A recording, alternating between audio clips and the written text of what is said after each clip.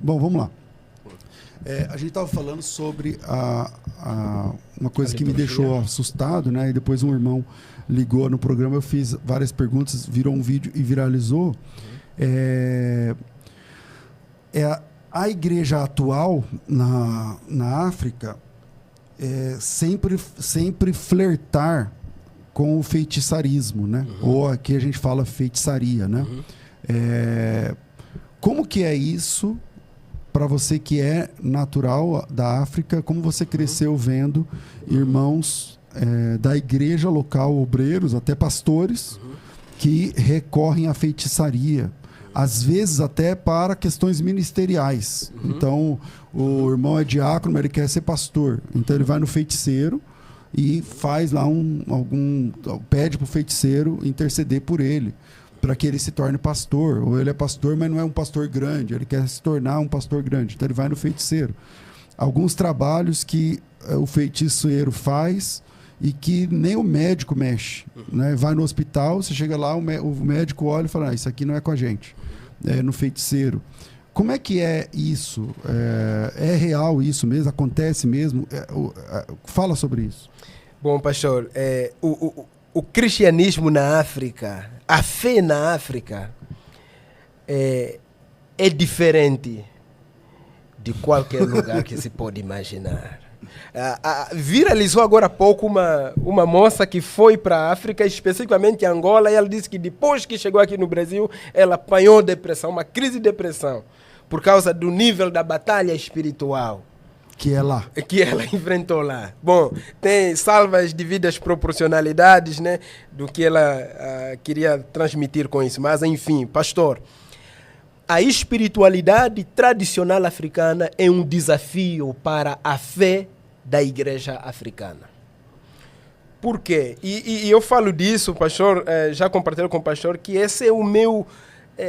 esse objeto de estudo me fascina.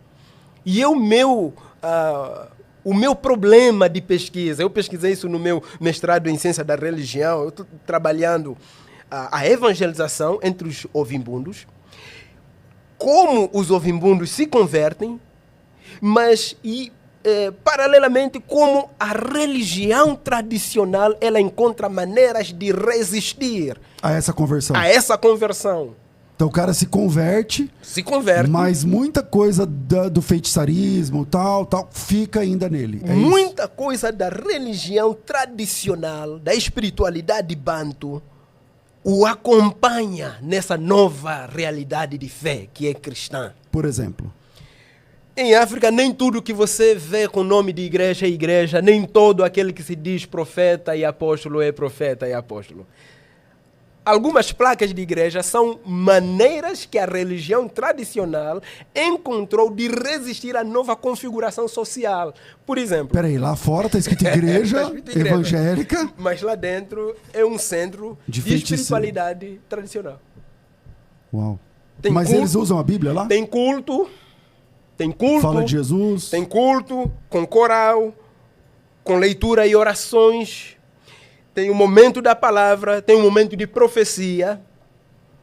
E a profecia não é uma novidade, porque a ideia de profecia não vem na África com o cristianismo. Profecia é algo natural da própria espiritualidade tradicional africana. E eles fazem isso aí no culto? Sim. Mas como é que é essa profecia? Chama alguém, fala alguém? Não, o profeta, no culto, ele vai citar o nome. Olha, muito comum, o pastor pegou um culto africano, muito comum, ele vai dizer assim, alguém aqui com o nome tal, nome completo. Olha, eu estou vendo você, você está vindo do lugar X, aconteceu isto, e nada é mentira. Tudo bate. Você fez isto e aquilo outro. Tanto é que, por exemplo... Mas aqui no Brasil tem isso também, tá? Ok. Mas assim, tanto é que, por exemplo, o pastor vai olhar, quando há briga, por exemplo, dois profetas estão em briga, sim, a maneira de cessar a briga, qual que é? Às vezes, é a capacidade que um tem de poder expor segredos ocultos do outro na arena pública. Uau. Entendeu? Como ele tem conhecimento a respeito Tipo, disso. eu e você estamos brigando. Tamo brigando. Quem ganha é quem expor a vida do Eu outro. vou, coisas ocultas eu vou que no ninguém meu, sabe. Vou no meu Instagram e eu vou gravar um vídeo assim. Eu dou 24 horas para o pastor César se retratar.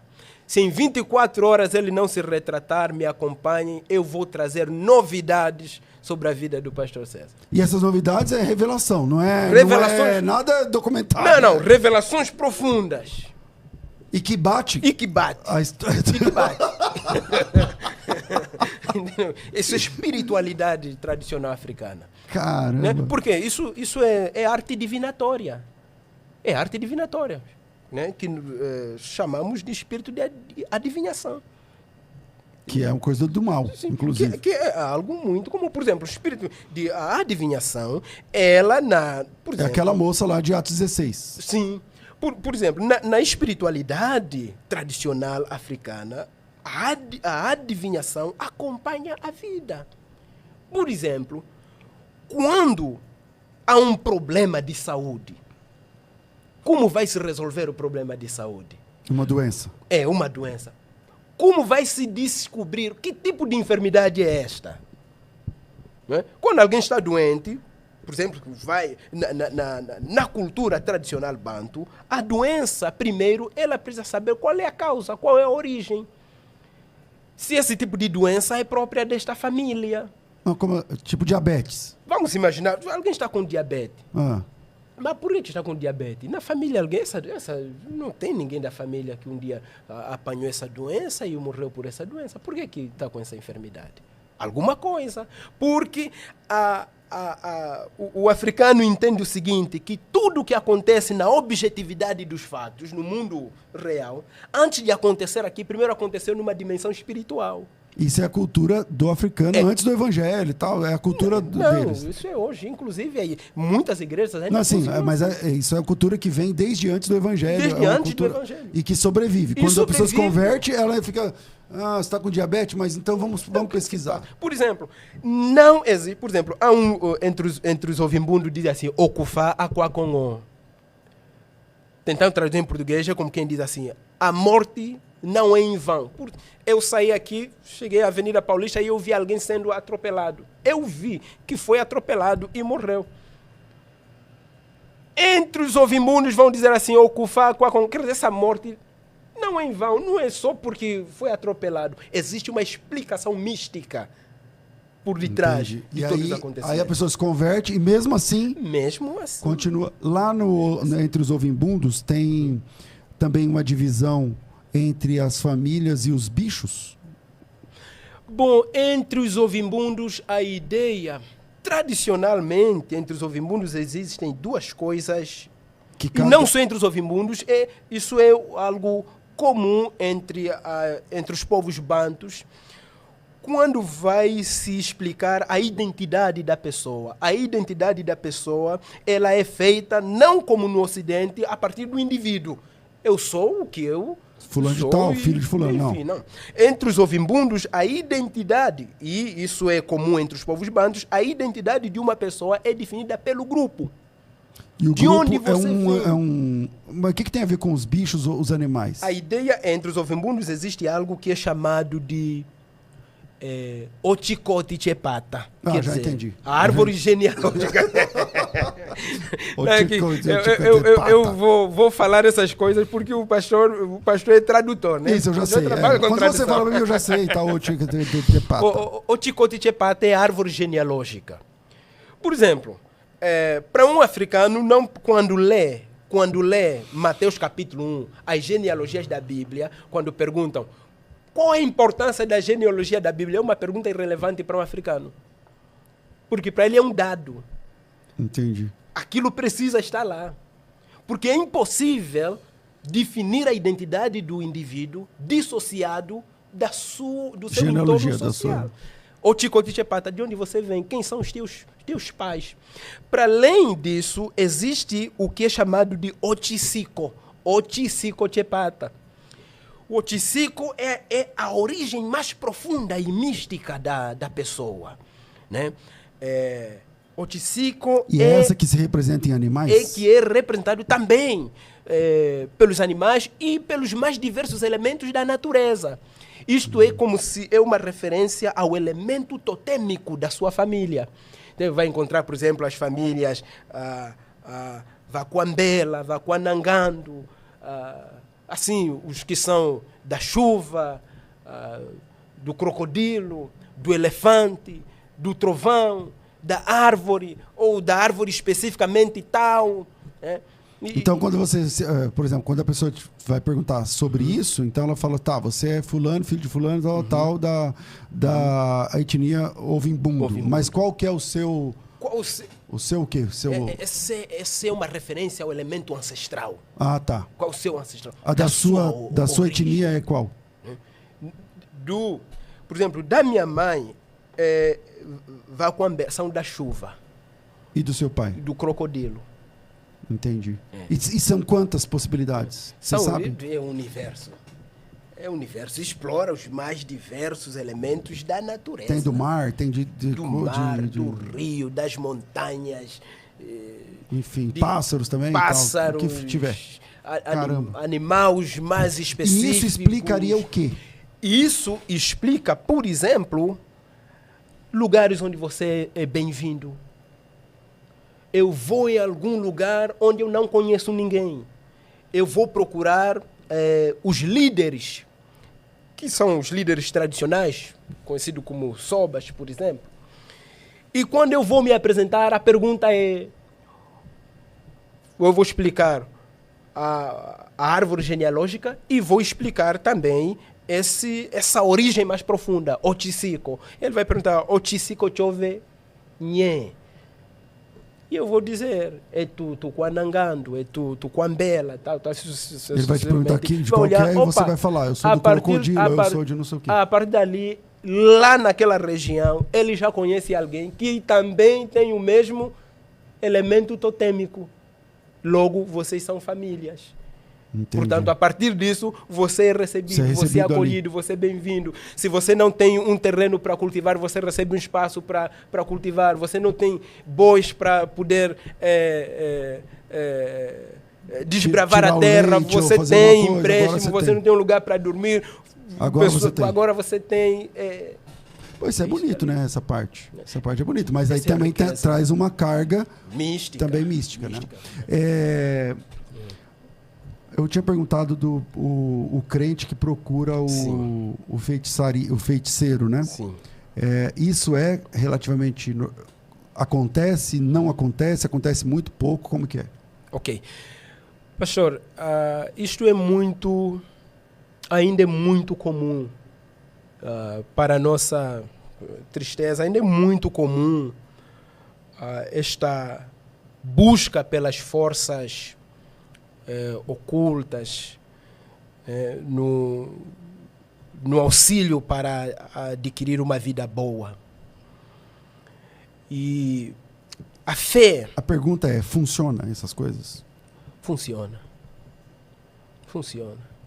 O cara vai lá, quer virar pastor. Aí ele vai lá, o cara faz e ele vira pastor. Funciona, pastor.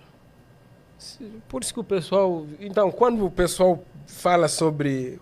A partir de uma mentalidade ocidental, fala sobre feitiçaria, bruxaria, magia... pensa que está a falar de coisas da ilusão da mente. Que não sabe o contexto lá, né? Pensa que são coisas ilusórias. Não, são questões concretas da vida, do cotidiano. Não é? Por exemplo, em questões mais prementes da vida, alguns ovimundos, mesmo crentes, usam um ditado, né? O ditado é suco aquaticil. Suco aquaticil. Quer dizer, Deus também é ajudado. Meu Deus. Deus também deve ser ajudado. Então é comum as pessoas buscarem auxílio na espiritualidade tradicional para que eles possam adquirir uma vida boa em todas as dimensões da vida, seja para a saúde, seja para finanças, seja para galgar novos espaços na sociedade, seja para proteção pessoal. não é? Se proteger de maus espíritos, se proteger da inveja, se proteger sucessivamente. Ou uma cura de uma doença. A busca pela cura de uma doença. Por exemplo, é domínio comum que existem doenças que a medicina convencional não dá conta. Entre a realidade africana, sabe-se que existem enfermidades que a medicina convencional não dá conta. Que se você buscar auxílio na medicina convencional, você vai morrer. Você vai morrer. Então, a ideia é, mais uma vez, evocando que entre os povos bantus não existe aquela visão dicotômica, onde existe uma realidade espiritual e uma realidade material. Por exemplo, no Ocidente você está doente, nós vamos tratar a materialidade dos fatos. O que a gente vai fazer? Vai fazer... um exame vai e tal. submeter o seu corpo a exames, sucessivamente, vai descobrir a enfermidade, vai estabelecer a medicação, vai estabelecer um prognóstico e assim sucessivamente. Entre os africanos não existe tratar só o corpo. Se você está doente no corpo, é porque aconteceu algo na ordem espiritual. Então, antes de curar o seu corpo, tem que curar primeiro a desordem que aconteceu no mundo dos espíritos. E por isso aí os curandeiros, os feiticeiros, aí eles são procurados. Até pelos crentes. Até pelos crentes, para saber de onde veio essa enfermidade. Você colocou as mãos em algo que não é seu. Você está brigado com alguém. Você proferiu alguma palavra, deixou alguém triste, sucessivamente. Ou seja, primeiro você precisa resolver a desordem que aconteceu na ordem espiritual. E depois, só assim, como uma consequência disso, o seu corpo pode ser curado.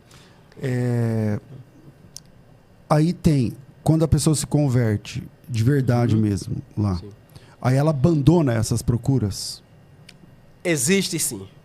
Existem pessoas que fazem mesmo... Quando você se converteu, você abandonou? Uma ruptura total. Então, aí a conversão de fato. Você abandonou tudo, sim, lá mesmo, sim, antes de vir para cá? Sim. É uma ruptura total. É uma ruptura Mas total. Muitos não fazem essa ruptura, eles continuam...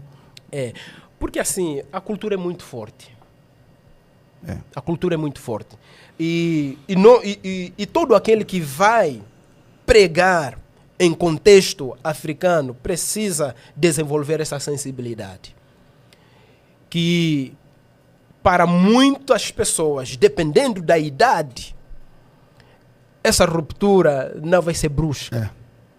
E, para alguns, enquanto permanecerem nessa experiência terrequial, essa ruptura não vai acontecer de forma total. Por exemplo, a ideia de que você não pode dar nome ao filho antes de nascer. O cara é crente e mesmo assim ele mantém essa cultura. Mantém, porque assim, pastor, também existem elementos que a gente precisa fazer distinção, né? Porque algo que aconteceu foi que o missionário não teve tempo de estudar a nossa realidade cultural. É verdade. Então, tudo aquilo que ele não compreendeu, simplesmente reduziu à feitiçaria, à idolatria, ao animismo. Isso é reprovado das Escrituras. E a partir dessa atitude, muito da nossa riqueza cultural foi desprezada. Que são aspectos que contribuem para a formação da nossa identidade e que não são necessariamente nocivos ao cristianismo. Só é um traço cultural diferente. É diferente. E agora... Por exemplo, fala um traço cultural que vocês têm lá e que você não acha nocivo. Mas que é estranho ao cristão ocidental aqui no Brasil, por exemplo. Por exemplo, a ideia do dote para o casamento. Existe uma prática... Primeiro, você teve que pagar o dote? Sim, eu paguei o dote. Como que funciona? O dote é como você reúne recursos que lhe são pedidos pela família da sua noiva e você dá aquele dote como uma forma de demonstrar a sua capacidade de prover. O seu dote foi alto, que eles exigiram? O meu sogro, como ele é diácono há muitos anos, o meu sogro, ele decidiu não pedir dote. Aí ficou fácil, mano. Aí você falou que deu um dote, e agora? Mas ele não exigiu. Ele deixou, não exigiu. Não estipulou. Não estipulou e não exigiu. Deixou ao meu critério. Aí fica fácil, Aí Barão. fica fácil. Aí fica fácil. Não, mas eu dei um dote consideravelmente respeitoso à família. Respeitoso. E esse dote é pra ele? Esse dote não vai para o sogro. Esse dote vai para o tio da minha esposa. Claro, lógico. Porque O que tem a ver, cara? Isso daí vai pro tio. Porque na tradição dos povos bantus, eu não sou filho do meu pai. Certo. Eu sou filho da minha mãe. E?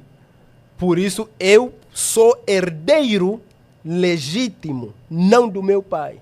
Eu sou herdeiro legítimo do meu tio, irmão da minha mãe.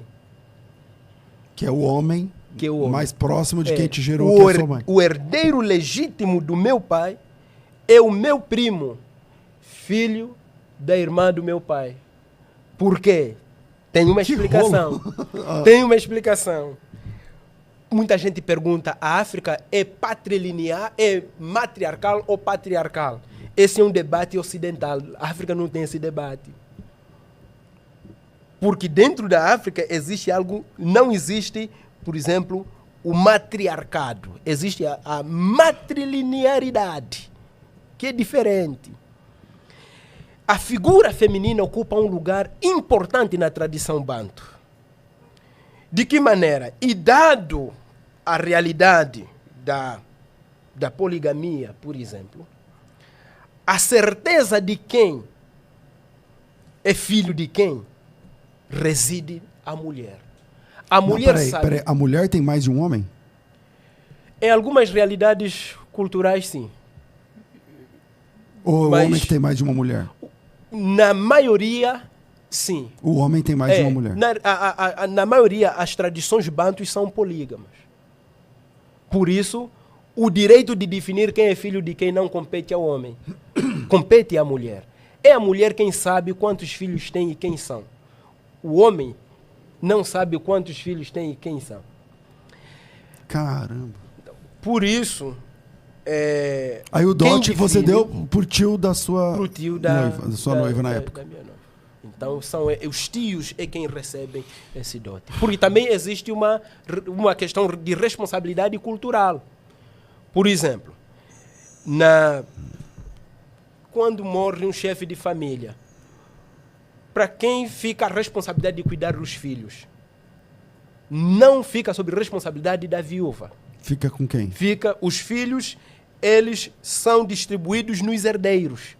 Geralmente, um homem banto tem 3 herdeiros. Aquele que herda a sua posição na família, aquele que herda os seus bens e aquele que herda a sua responsabilidade.